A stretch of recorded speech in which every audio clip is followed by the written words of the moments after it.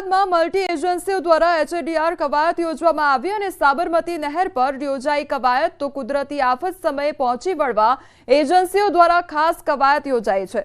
NDRF, SDRF, police, NCC અને civil ડિફેન્સની સંયુક્ત કવાયત હાથ ધરવામાં આવી। પૂર જેવી પરિસ્થિતિમાં એકબીજાને કઈ રીતે સહયોગ આપવો તેને લઈને માર્ગદર્શન અપાયું તો આપત્તિ સમયે કામકાજ સરળ ઝડપી બને તેવા પ્રયત્નો કરવામાં આવશે। દરેક એજન્સીઓ અન્ય એજન્સીઓના કાર્યપદ્ધતિ અને સાધનોથી માહિતગાર કરાશે। એનડીઆરએફ દ્વારા બચાવ કામગીરી અને ઊંડા પાણીથી બચાવ કામગીરી યોજાઈ। આર્મી એન્જિનિયરિંગ દ્વારા દોરડાથી સ્થળાંતર, ડ્રોનથી આવશ્યક ચીજવસ્તુઓ પહોંચાડવી તો સેના દ્વારા રાહત શિબિર અને સ્થળાંતર કવાયત યોજાઈ। દરેક એજન્સીઓના સાધનોનું પ્રદર્શન પણ યોજવામાં આવ્યું। બચાવ બોટ, દોરડા લોન્ચર, પાણીની અંદર ડાઇવિંગ કિટ, હવાઈ ડિલિવરી સિસ્ટમનું પણ પ્રદર્શન કરવામાં આવ્યું। हम हर वर्ष अपने फ्लड रिलीफ जो कॉलम्स हैं उनके ड्रिल को रिफ़ाइन करते हैं और इम्प्रूवमेंट करते हैं। और इस फ्लड रिलीफ के दौरान हम अकेले नहीं, हमारे साथ में एनडीआरएफ, एसडीआरएफ के नुमाइंदे भी हिस्सा लेते हैं। उसी को ड्रिल को ठीक करने के लिए, उनकी काबिलियत को समझने के लिए हमने आज ये डेमोन्स्ट्रेशन किया है ताकि हमें कभी भी इम्प्लॉयमेंट होने का मौका मिले तो हमारे बीच में तालमेल अच्छा हो सके और हम अच्छा काम कर सकें। हमने पिछले वर्ष हमारा एम्प्लॉयमेंट हुआ था आपके वडोदरा और आनंद ज़िले के अंदर। उस टाइम भी हमारा काफ़ी अच्छा तालमेल था और अच्छा इम्प्रूव करने के लिए हमने ये ड्रिल किया है। देशभરના નાગરિકોને સંરક્ષણ મામલે વધુને વધુ તાલીમબદ્ધ કરવાના ઉદ્દેશ્યથી વધુ એક વખત સિવિલ ડિફેન્સ મોક ડ્રીલનું આયોજન કરવામાં આવ્યું છે। ત્યારે અમદાવાદમાં પણ ઓપરેશન શિલ્ડ અંતર્ગત આજરોજ સિવિલ ડિફેન્સ મોક ડ્રીલ યોજાશે। મોક ડ્રીલમાં 6 અલગ-અલગ પ્રકારની એક્ટિવિટી અને ડ્રીલ કરવામાં આવશે। આમાં silent recall, volunteer mobilisation, air red system, alert system, communication system activation, blackout protocol, blood donation camp, evacuation drill વગેરે પ્રકારની ડ્રીલ્સનું આની અંદર આયોજન। અમદાવાદની સિવિલ હોસ્પિટલમાં ઓક્સિજનને લઈ મોક ડ્રીલ યોજાઈ અને હાલ સિવિલ હોસ્પિટલમાં 3 દર્દીઓ દાખલ છે, અન્ય હોમ આઇસોલેશનમાં છે। ત્યારે સિવિલ હોસ્પિટલમાં તકેદારી રૂપે ઓક્સિજનને લઈ મોક ડ્રીલ યોજાઈ અને સિવિલ સુપ્રિન્ટેન્ડન્ટે જણાવ્યું કે બી અને ટી ટાઈપના ઓક્સિજન બોટલના પ્લાન્ટ પણ તૈયાર છે। જો કે ગભરાવાની જરૂર નથી, સરકારની ગાઈડલાઈનનું ધ્યાન રાખવાનું છે। બીમાર હોય ત્યારે માસ્ક પહેરવાની કાળજી રાખવી જરૂરી છે।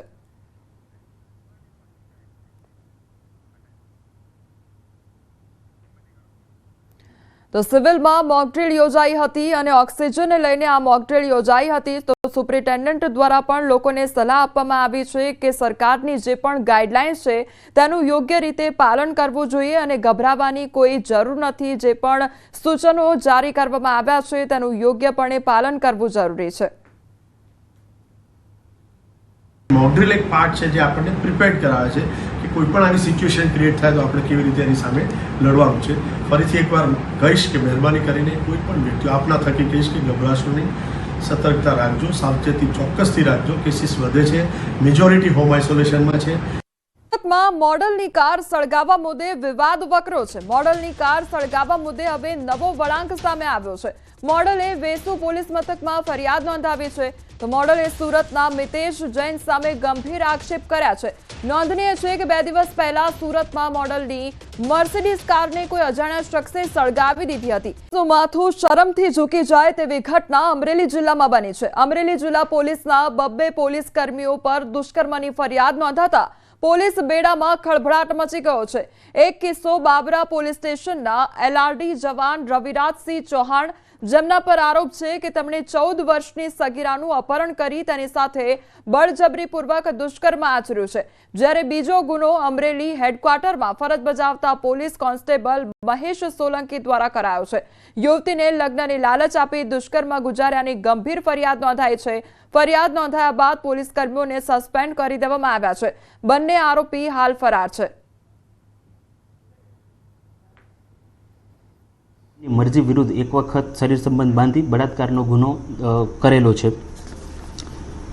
એની સિવાય જે બીજો કેસ છે એનામાં અમરેલી સિટીમાં FIR નંબર 513/2025 જે BNS અંડર રજીસ્ટર કરવામાં આવેલી છે અને તેનામાં જે ગુનાની ટૂંક વિગત એવી રીતના છે કે જે ફરિયાદીના જણાવ્યા અનુસાર જે આરોપી છે એ પોલીસમાં હોય છે અને જે ફરિયાદી છે એની જોડે 1 વર્ષથી ઇન્સ્ટાગ્રામમાં વાતચીત કરતા હતા અને એને લગ્ન કરવાની પ્રોમિસ આપેલી હતી, પરંતુ એ લગ્ન કરવાની લાલચ આપી એની જોડે અવારનવાર શરીર સંબંધ બાંધેલું હતું અને એક વખત એને લાફો મારી અને જે ગુનો કર્યો છે એ ગુનો રજીસ્ટર કરવામાં આવેલું છે.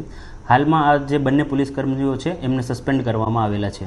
અમરેલી એસપી પર ભાજપ દ્વારા કરવામાં આવેલા આક્ષેપ બાદ કોંગ્રેસે પ્રતિક્રિયા આપી છે. શક્તિસિંહ ગોહિલે પ્રહાર કરતા કહ્યું કે ભાજપના આંતરિક જૂથવાદમાં જનતા પીસાઈ રહી છે. સમગ્ર ગુજરાતમાં કાયદો અને વ્યવસ્થાની પરિસ્થિતિ અત્યંત કથળી છે અને આનું કારણ કંઈ હોય તો હપ્તાખોરી અને ભાજપના નેતાઓ અને પોલીસની કંઈક ને કંઈક સાંઠગાંઠ, અને ભાજપમાં પણ બે જૂથો છે એટલે એક જૂથ કંઈ કરે ને બીજું જૂથ બીજું કરે, જેના કારણે નિર્દોષ નાગરિકો દુઃખી થાય છે. અમરેલીમાં ભાજપના નેતાઓ અને પોલીસ સામને આવી ગયા છે. રેતી ખનન અને દારૂ મુદ્દે રાજનીતિ તેજ થઈ ગઈ છે. ભાજપના નેતા વિપુલ દુધાતે લગાવ્યા છે ગંભીર આરોપ. એસપી સંજય ખરાત સામે આક્ષેપ કરવામાં આવ્યા છે. રજૂઆત કરવા જતા એસપીએ ઉડાવ જવાબ આપ્યા. અમારા નેતાઓ સાચા છે તેવું દિલીપ સંઘાણી દ્વારા કહેવામાં આવ્યું. પોલીસની જેમ દારૂ અને રેતીના હપ્તા નથી લેતા, તો રેતી અને દારૂના ધંધામાં પોલીસની એજન્સી છે તેવું પણ કહેવામાં આવ્યું છે.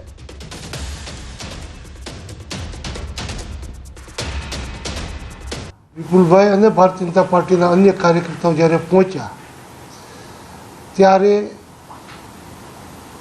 એસપીએ આ ટીમને, વિપુલભાઈ સહિત આવેલા કાર્યકર્તાઓને બે ગંભીર બાબતો કરી વાત. એક વાત ચેમ્બરના પ્રમુખ સહિત બાકીના આગેવાનો ત્યારે કરી કે દારૂબંધી વાત કરવાના બદલે દારૂ વેચવાવાળાને બંધ કરવાના બદલે દારૂ પીવાવાળાને બંધ કરાવો ને. આ એસપીનો જવાબ લેશ માત્ર વ્યાજબી ન કહેવાય.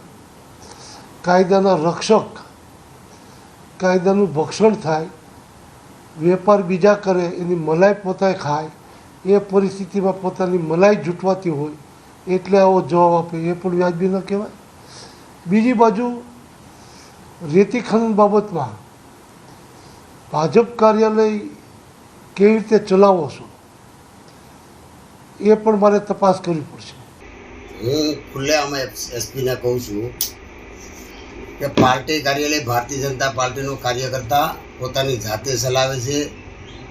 બહુ થાય કદાચ તો બાર્ગેનિંગ કાર્યકર્તાની અંદર કરીને પણ ચલાવે છે, નહીં કે તમારી જેમ રેતીના કે દારૂના હપ્તા લઈ અને તમે જે એસો આરામ કરો છો એવું નથી. અને મારે ખુલ્લેઆમ કહેવું છે કે રેતી અને દારૂ એ કોઈ જો ધંધો કરતા હોય કે એના જે કોઈ પેલું આખો એજન્સી હોય તો એ પોલીસની છે, એમાં જરા પણ એથી શોખતી નથી. કારણ અને એસપી એવું કીધું કે દારૂ પીવાવાળાને, વિપુલભાઈને એવું કીધું કે દારૂ પીવાવાળાને તમે કહો એ બંધ થઈ જાય. એ જવાબદારી વિપુલભાઈ દુધાતની છે કે પોલીસની છે? પહેલાં તો પોલીસને દારૂ જે વેચે છે ને એને બંધ કરાવો એટલે ઓટોમેટિક પીવાવાળા બંધ થઈ જાય. તમે દારૂના બુટલેગર પાસેથી હપ્તા લ્યો છો અને દારૂ પીવે એને પકડીને એની પાસેથી પણ પૈસા લ્યો છો. એટલે તમે તો એટલે કરવતની ધારની જેમ બંને બાજુથી પૈસા પડાવો છો. રેતીના ડમ્પર પોલીસના ચાલે છે, એમાં જરા પણ કહેવામાં મને બોલવું નથી. કારણ કે આ તો લોક ભાગીદારીથી પોલીસ બધું કરે છે કે એના જ એજન્ટો નિમેલા છે. પૂર્વોત્તર રાજ્યોમાં વરસાદ લોકો માટે મુશ્કેલીનું કારણ બની રહ્યો છે. બંગાળની ખાડીમાં બનેલી સિસ્ટમને કારણે 3 પૂર્વોત્તર રાજ્યો સિક્કિમ, ત્રિપુરા, નાગાલેન્ડ અને આસામમાં ભારે વરસાદી માહોલ જામ્યો છે. વરસાદની સ્થિતિ એવી છે કે લોકો માટે ઘરોમાંથી બહાર નીકળવું મુશ્કેલ બની ગયું છે. આસામમાં ભારે વરસાદને કારણે ગુવાહાટીમાં પૂર આવ્યું છે, તો શાળાઓ અને કોલેજો બંધ કરવી પડી છે અને ઓફિસો પણ બંધ કરી દેવામાં આવી છે. હવામાન વિભાગના જણાવ્યા અનુસાર આગામી થોડા દિવસો સુધી પૂર્વોત્તરમાં વરસાદની શક્યતા છે. આવી સ્થિતિમાં લોકોને સતર્ક રહેવાની સલાહ આપવામાં આવી છે. તો 24 કલાકથી સતત વરસાદને કારણે શુક્રવારે મિઝોરમમાં દિવાલ ધરાશાયી થવાથી એક વ્યક્તિનું મોત નીપજ્યું હતું અને બીજો એક ઘાયલ થયો હતો. તો એઝોલ જિલ્લામાં શુક્રવારે સતત બીજા દિવસે શાળાઓ બંધ રહી હતી, કારણ કે પહાડી રાજ્યમાં અવિરત વરસાદ પડી રહ્યો છે, જેના કારણે રાજ્યના વિવિધ ભાગોમાં ભૂસ્ખલન થયું છે.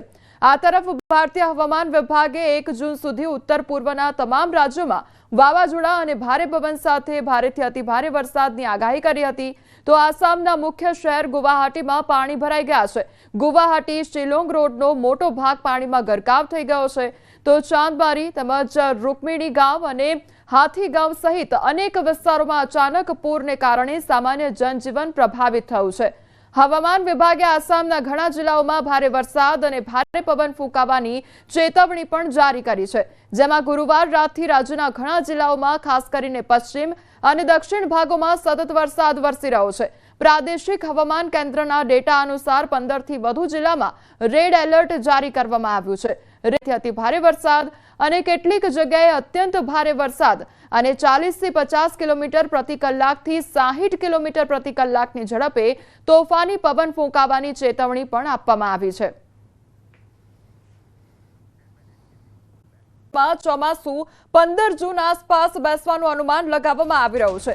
7 દિવસ હળવા વરસાદની હવામાન વિભાગ દ્વારા આગાહી કરવામાં આવી છે. તો દક્ષિણ ગુજરાત અને દક્ષિણ સૌરાષ્ટ્રમાં વરસાદની આગાહી કરવામાં આવી છે.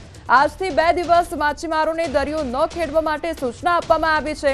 તો અમદાવાદમાં 39 ડિગ્રી તાપમાન રહેવાની શક્યતા વ્યક્ત કરવામાં આવી છે. સુરત, નવસારી, વલસાડ, ડાંગ, નર્મદા, છોટાઉદેપુર, દમણ અને દાદરાનગર હવેલી આ ઉપરાંત તાપી, અમરેલી, ભાવનગર અને બોટાદમાં હળવાથી મધ્યમ વરસાદની આગાહી કરવામાં આવી છે. તાપમાનમાં વધુ ફેરફાર થવાની શક્યતા નહિવત જોવા મળી રહી છે. अमरेली, भावनगर, बोटाद और गुजरात रीजन के जो डिस्ट्रिक्ट है जहाँ पे आइसोलेटेड प्लेसेस पे लाइट मॉडरेट रेन होने का पूर्वानुमान है वो डिस्ट्रिक्ट है सूरत, नवसारी, वलसाड़, दमन, दादरा नगर हवेली, तापी, डांग, नर्मदा और छोटा उदयपुर, दाहोद डिस्ट्रिक्ट शामिल है. सर अहमदाबाद और गांधीनगर में आज पार्शली क्लाउडी स्काई रहेगा और जो मैक्सिमम टेम्परेचर है वो 39 डिग्री सेल्सियस के आसपास रहने का पूर्वानुमान है.